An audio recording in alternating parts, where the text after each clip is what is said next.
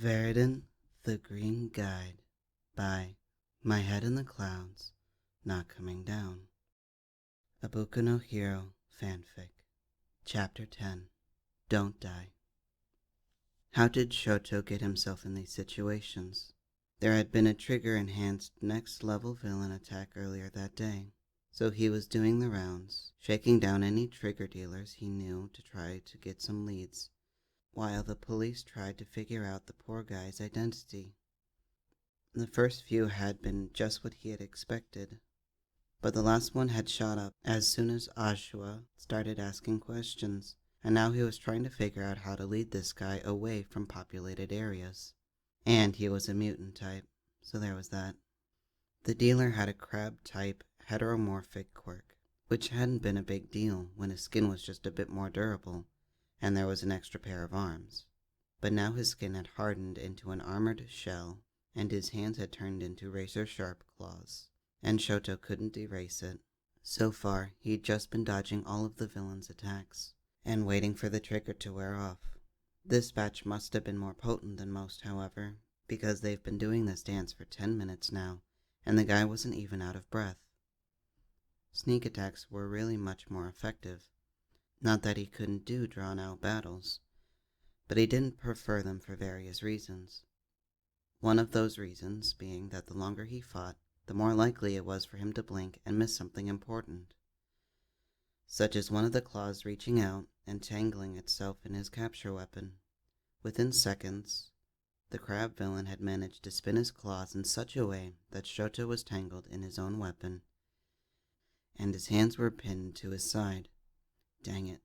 If he made it out of this alive, Tsukauchu would never let him live this down. The villain was grinning down at him as he gradually tightened the weapon until Shoto couldn't breathe, then tightened it some more. Suddenly, Shoto felt something whiz by the top of his head and hit the villain right between his eyes, making him stagger back and loosen his hold on the capture weapon. Shoto gasped for air and tried to yank his capture weapon back, but the villain had already recovered. Swearing, he reached for his knife to cut the weapon right as his opponent moved to tighten the noose again. Suddenly, the villain cried out in pain and clutched his eyes. Shoto didn't waste any time cutting the weapon free of the villain's claws and stepping back to catch his breath. Now that he wasn't about to die, he glanced to the side and see who had helped him, only to see Viridian trembling beside him with a slingshot still at the ready. The kid's expression was frozen halfway between determined and terrified, a fact Shoto probably would have laughed at in any other situation. "Get out of here, kid," Shoto yelled. "This guy's on trigger. He's out of your league." Izuku knew that he should listen to Eraserhead. This guy was a lot bigger than most of the small fry he managed to take down alone. Even Eraser was having trouble with him. But that was exactly why Izuku knew that he couldn't leave. If he left, even if it was to get another hero, then there was a chance that Eraserhead would be dead by the time he got back, and he wouldn't be able to live with himself if that happened. Besides, it's not like he was taking a huge risk fighting this guy.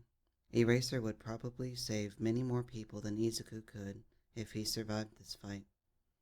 And he was a hero that would still be able to fight his way out even if the villain killed Izuku.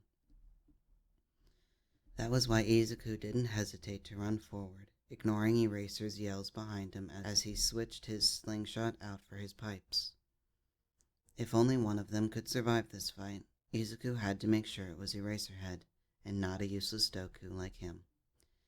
Izuku just hoped that he could distract the villain long enough for Eraserhead to beat him. He had been aiming for the villain's eyes to get him to let go of his victim earlier, but Izuku's aim wasn't very good yet, and had taken a few tries, which is why he decided to switch to close range. Besides, he didn't think his marbles would do much good against the villain's shell anyways. He didn't know if his pipes would do much better, but at least they were easier to aim.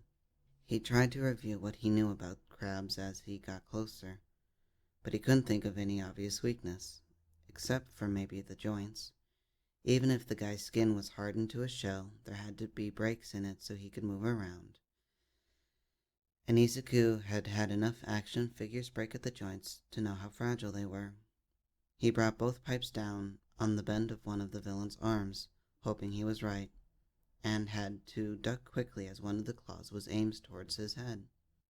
He rolled just like Eraser had taught him to, and got on his feet to see the arm he had targeted hanging a little more limply. "Eraser, aim for the joints!" He heard Eraser yell something at him, but he focused on running forward again and hitting one of the villain's knees. If he could just decrease his mobility. He rolled away as the villain stumbled, and he looked to see Eraser had wrapped his capture weapon around one of the villain's arms and used that as leverage to slingshot himself and kick the villain's hips. So cool. The only problem was that even though the villain had collapsed into the ground from the combined forces of both their attacks, he still had a solid hold on Eraser's capture weapon, and was trying to tangle it around Eraser like he had been when Izuku arrived. Izuku dodged another hit from the villain's flailing arms and switched to his knife. He was still nervous to really use it, but it's not like he was actually using it on the villain, right? He just needed to cut the capture weapon so that Eraser could get free.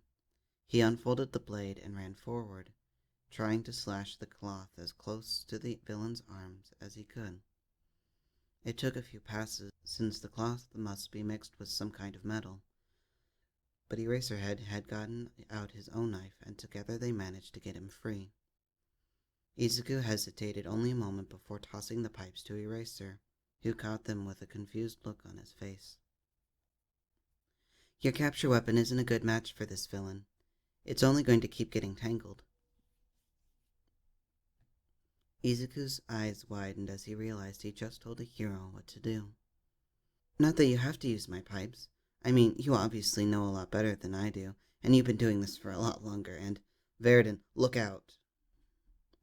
Izuku only caught a glimpse of the freaked-out look on Eraser's face before the blunt part of one of the villain's claws hit him in the stomach and threw him hard against the wall. Good thing he'd already given Eraser his pipes. Shota froze as he watched Viridian, a literal child, get battered against the wall and pass out. Or, hopefully pass out. The kid was slumped over and had gone limp. But Shota didn't know what he'd do if the kid was.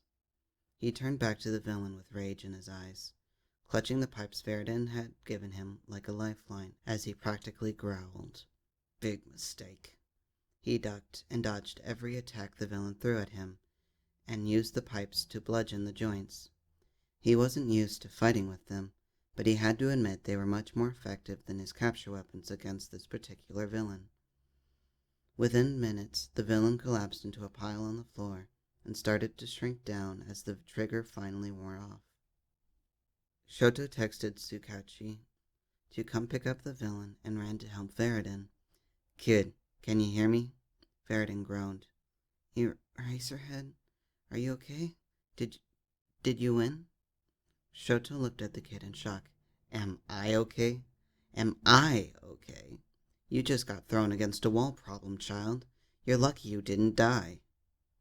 Viridian shrugged as he got to his feet. Shrugged. "Well, you beat the villain, didn't you? So it was worth it." Shota opened and closed his mouth a few times as he tried to figure out how to respond to that. "No, kid, that was stupid and reckless. Don't do that again." "Okay." He didn't like the fact that he could tell Viridian was lying. If the kid kept putting himself in dangerous situations like this, which it sounded like he was going to, then he was going to get himself killed. Shota needed to make sure that didn't happen. He needed to make sure the kid was actually okay after that blow. "Come on, kid. I'm taking you to the hospital." The kid shook his head frantically, only to stop with a wince, which meant that the kid most likely had a headache and probably a concussion as well. All the more reason to get him medical attention. He grabbed onto Viridian's arms, careful not to hold too tight in case the kid was bruised there.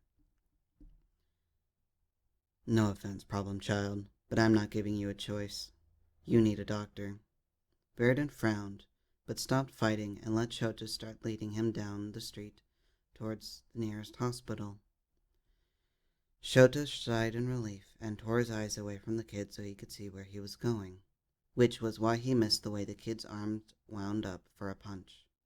The hit was sloppy, but Viridian managed to punch him right on the nose with a surprising amount of strength.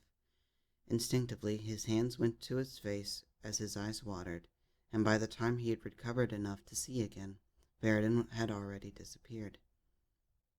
"Damn problem child," Shota muttered, as he made his way back to the downed villain. "What am I going to do?"